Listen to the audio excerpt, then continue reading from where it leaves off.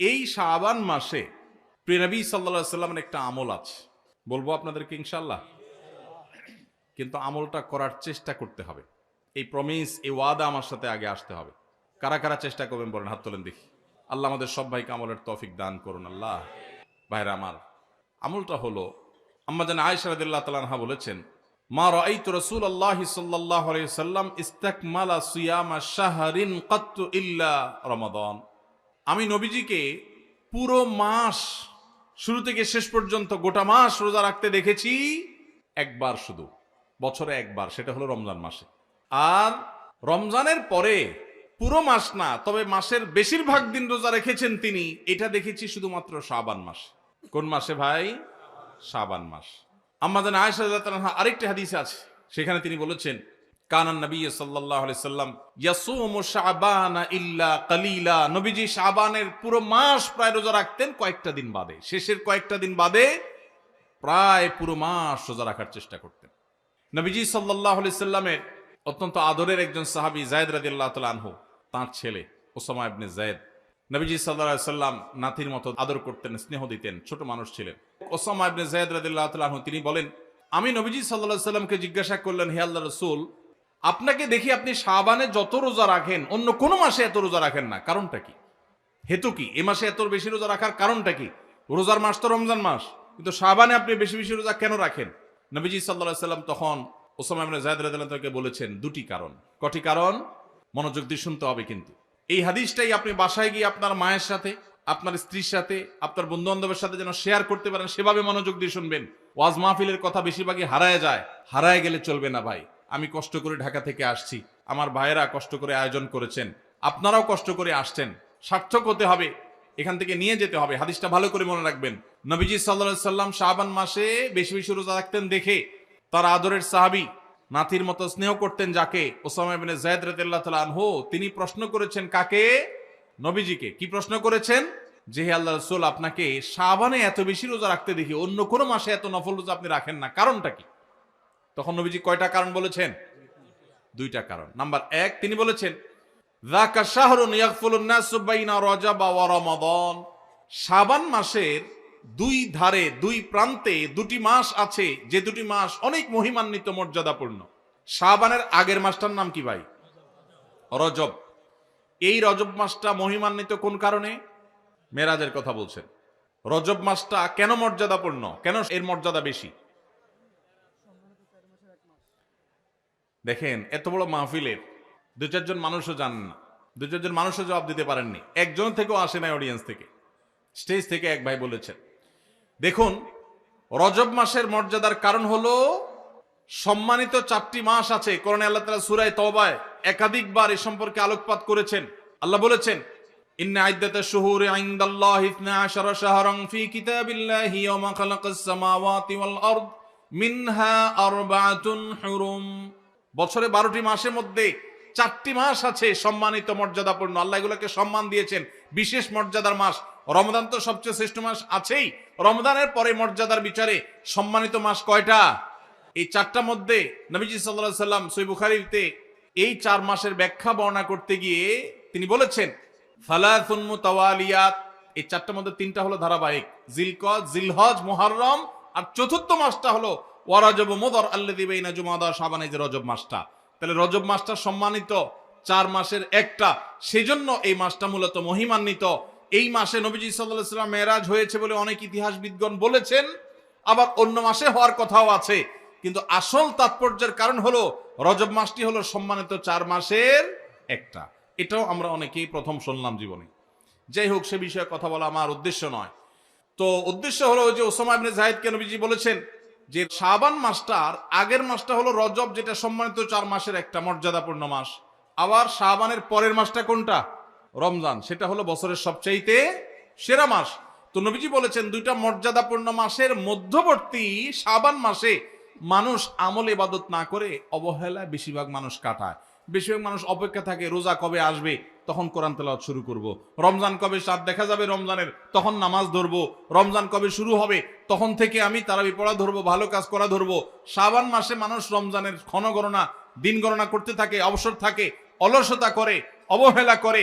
নবীজি বলেছেন মানুষ যেহেতু অবহেলা করে, এই জন্য এই সময়টাতে আমি বেশি বেশি নফল রোজা রাখি, কারণ যেই সময়টাতে মানুষ অবহেলা করে ওই সময় ইবাদতের আলাদা গুরুত্ব তৈরি হয়। ভোর রাতের সময় সবাই ঘুমায় থাকে, এই জন্য তখন তাহাজ্জুদ পড়লে সওয়াব বেশি। হুজুরের সবাই সালাম দেয়, রিকশাওয়ালা বেচারারা কেউ সালাম দেয় না। আপনি যা রিকশাওয়ালাদেরকে আসসালামু আলাইকুম বললেন কেন?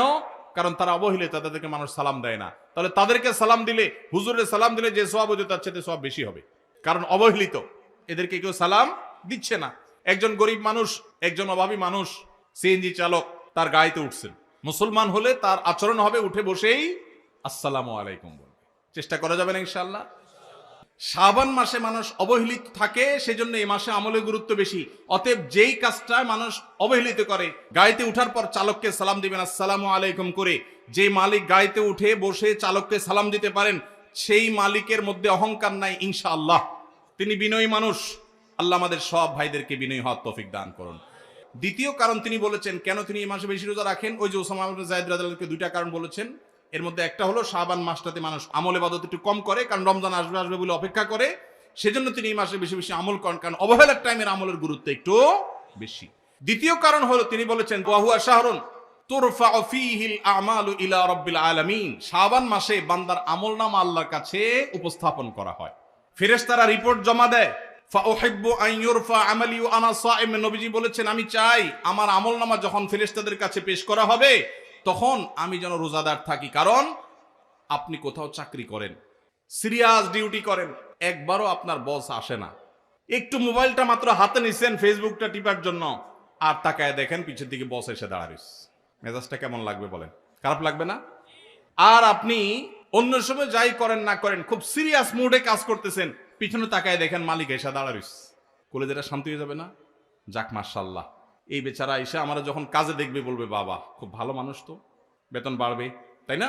নবীজি সাল্লাল্লাহু আলাইহি সাল্লাম বলছেন যে আমি শাবান মাসে বেশি বেশি নফল রোজা এই জন্য রাখি, ফেরেশতারা আমার সারা বছরের আমলনামা আল্লাহর কাছে রিপোর্ট জমা দেন, সারা বছর কি করেছি না করেছি তার সব হিসাব জমা দেন। আল্লাহ যখন আমার হিসাবের প্রতি মনোনিবেশ করেন, ওই অবস্থা যদি আল্লাহ সুবহানাহু ওয়া তাআলা তিনি দেখতে পান যে তার বান্দা আমি রোজা আছি, তাহলে আল্লাহ একটু অনুগ্রহ করবেন, এই জন্য আমি এই মাসে রোজা রাখি। তাহলে নবীজি সাল্লাল্লাহু আলাইহি সাল্লাম শাবান মাসের রোজা দুইটা কারণ পাওয়া গেল। এক তো হলো গাফলতির সময় সেজন্য তিনি রোজা রাখতেন, দ্বিতীয়ত হলো এই মাসে বান্দার আমলনামা পেশ হয় সেজন্য তিনি রোজা রাখতেন। এই দুই কারণ আমাদের বেলায়ও আছে না নাই? তাহলে আমাদের রোজা রাখা উচিত না উচিত না? চেষ্টা করবো তো ইনশাআল্লাহ। ভাইরা আমার, একটা প্রশ্ন আপনাদের মনে হইতে পারে, সেটা হলো আমরা তো শুনছি মানুষের আমলনামা সকালে বিকালে আল্লাহর কাছে জমা হয়, ফেরেশতারা জমা করে, আবার এখন শুনলাম শাবান মাসে জমা হয়, তাহলে দুই রকম হলো যে? এর উত্তর হলো আল্লাহ রাব্বুল আলামিনের কাছে আল্লাহর ফেরেশতারা মানুষের আমলনামাকে তিন ধাপে, তিন স্তরে, তিনটা লেয়ারে, তিনটা সময়ে আলাদা আলাদা ভাবে উপস্থাপন করে। একটা হলো প্রাত্যহিক রিপোর্ট, প্রাত্যহিক আমলনামা, ডেইলি, প্রতিদিনের আমলনামা সকাল এবং সন্ধ্যায়। সারা রাত আপনি কি করেছেন? ওয়াজ শুনেছেন না গান শুনেছেন? ভালো কাজ করেছেন না মন্দ কাজ করেছেন? সারা রাতে কি করেছেন? প্রত্যেকটা মানুষের হিসাব আল্লাহ রাব্বুল আলামিনের কাছে প্রত্যেকটা ভোরে ওই রাতের ডিউটি থাকা ফেরেশতারা জমা দেন। আবার সারাদিন আমরা যা করি না করি, সন্ধ্যায় সারাদিনের ডিউটিতে রত ফেরেশতারা আল্লাহর কাছে জমা দেন। তাহলে বান্দার আমলনামা, বান্দার রিপোর্ট জমা দেওয়া হয় একটা হলো প্রাত্যহিক, প্রতিদিন, সেটা কখন? সকাল এবং সন্ধ্যা। বান্দার আমলনামা জমা দেওয়া হয় আরেকটা লেয়ারে, সেটা হলো প্রত্যেক সপ্তাহে 2 দিন, সোমবার এবং বৃহস্পতিবার। নবীজি সাল্লাল্লাহু আলাইহি ওয়াসাল্লাম যেন সোমবার বৃহস্পতিবার রোজা রাখতেন, কারণ সোমবার এবং বৃহস্পতিবার বান্দার আমলনামা ফেরেশতারা আল্লাহর কাছে পেশ করেন। তাহলে একটা হলো ডেইলি আমলনামা পেশ, সেটা সকাল সন্ধ্যা। একটা হলো সাপ্তাহিক আমলনামা পেশ, সেটা হলো সোম বৃহস্পতি। আর একটা হলো বার্ষিক রিপোর্ট পেশ, সেটা কখন? শাবান মাস। বিভিন্ন অফিসে যারা চাকরি করেন মাসের হিসাব দেওয়া লাগে একরকম, ডেইলির হিসাব দেওয়া লাগে আরেক রকম, বার্ষিক রিপোর্ট দেওয়া লাগে আরেক রকম, আছে না নাই? ঠিক একইভাবে আল্লাহ রাব্বুল আলামিনের কাছে আমাদের আমলনামা পেশ করা হয়। ভাইরা আমার, সেজন্য এই রিপোর্ট জমা দেওয়ার সময়গুলোতে বান্দা বিশেষভাবে আমলে মনোযোগী হবে। এই জন্য আল্লাহ তাআলা বলেছেন কোরআনে কারীমে ওয়াসাব্বিহুহু বুকরাতাও ওয়া আসীলা, সকাল সন্ধ্যা আল্লাহর তাসবিহ পেশ করো। নবীজি সাল্লাল্লাহু আলাইহি ওয়াসাল্লাম সকাল সন্ধ্যা বিশেষ তাসবিহ পেশ করতেন, জিকির আজকার করতেন, দোয়া করতেন, আমল করতেন, কারণ এই যে আমল জমা দেওয়া হয়। আবার সোমবার বৃহস্পতিবার রোজা রাখতেন, কারণ আমলনামা জমা দেওয়া হয়। আবার শাবান মাসে বেশি রোজা রাখতেন, কারণ আমলনামা জমা দেওয়া হয়। তাহলে আমল নামা জমা দেওয়ার 3টা লেয়ার আছে, মনে থাকবে তো ইনশাআল্লাহ ভাইরা আমার। এছাড়াও শাবান মাসে বেশি বেশি নফল রোজার আরেকটা কারণ আছে, সেটা হলো ইস্তেহাদি, সেটা হাদিস দ্বারা না প্রমাণিত না, সেটা বিভিন্ন মুহাদ্দিসগণ, ওলামা একরাম, স্কলারগণ বলেছেন। সেটা হলো হঠাৎ করে রমজানের রোজা যদি রাখা শুরু করেন, সারা বছর এক রকমের খাদ্য অভ্যাস, সকাল দুপুর রাতে খেয়ে, এখন হঠাৎ করে অভ্যাসটা চেঞ্জ হয়ে যাবে, ইফতার এবং রাতে সাহারি খাবেন আর সারাদিন না খেয়ে থাকবেন। হঠাৎ করে 30 দিনের রোজা রাখতে কি আপনার কষ্ট হয় কিনা, অভ্যাসটা আগে থেকে যেন হয়, সেজন্য শাবান মাস থেকে কিছু কিছু নফল রোজা রাখতে হয়। এটা হলো ওয়ার্ম আপ, রিহার্সেল, প্রস্তুতিমূলক রোজা। এই জন্য ভাই এই শাবান মাসে বেশি বেশি রোজা রাখবেন তো ইনশাআল্লাহ। পুরো মাসের প্রথম 15 দিন 20 দিন রোজা রাখার তৌফিক যদি নাও হয়, অন্তত একটা রোজা হইলেও নবীজির সুন্নাত আমল করতে গিয়ে আমরা কারা কারা করবো একটু হাত তুলে দেখি। একটা হইলেও রাখবেন ইনশাআল্লাহ, নিয়ত করছেন তো ইনশাআল্লাহ। সবাই বরাতেরটা না, ওইটা বাদে একটা হইলেও রাখবেন, নিয়ত করছেন তো ইনশাআল্লাহ। আল্লাহ আমাদের সবাইকে আমল করার তৌফিক দান করুন। এই আমলটা যদি আপনারা করেন ভাইরা, হারিয়ে গেছে সমাজে, আলোচনা নাই, সেজন্য আমি আলোচনা করলাম। বিলুপ্ত হওয়া আমলগুলোর একটা শাবান মাসে বেশি বেশি নফল রোজা। চর্চা নাই, আমল নাই, আলাপ নাই, মানুষ ভুলে গেছে। আপনারা যে ঘরে ঘরে রাখেন, মানুষ জানবে, সুন্নাহটা জিন্দা হবে, ঘরে ঘরে আমলটা শুরু হবে। আপনি অন্য মানুষকে বলবেন একই কথা, তাকে উদ্বুদ্ধ করবেন, তাহলে নবী সাল্লাল্লাহু আলাইহি সাল্লামের ওই হাদিসের ফজিলত পাবেন। আপনি মৃত সুন্নতকে জিন্দা করলেন, সেই সওয়াবটা পাবেন। চেষ্টা করা যাবে তো ইনশাআল্লাহ। তো এই মাহফিল থেকে আমি সামারি করছি, কথা তো অনেকই বললাম। দুটি জিনিস অন্তত আমরা সবাই সংকল্প করে নিয়ত করে যাব। মা বোনরা যারা শুনছেন, আপনারা যারা শুনছেন, সবাইকে বলছি, একটা হলো আজানের জবাব দেওয়ার কথা বলেছি, আর একটা হলো শাবান মাসে বেশি বেশি নফল রোজা রাখার প্রকার। 2টা 4টা 6টা ভাইরা আমার, রোজা রাখলে মরে যাবেন না। মনে হয় যে সারাদিন না খায় কেমনে থাকবো। যারা নিয়মিত নফল রোজা রাখেন তারা জান পানির মতো সোজা, কোনো ব্যাপার না, আল্লাহর রহমত। একটু চেষ্টা করলেই হয়, একটু হিম্মত করলেই হয়। চেষ্টা করা যাবে তো ইনশাআল্লাহ।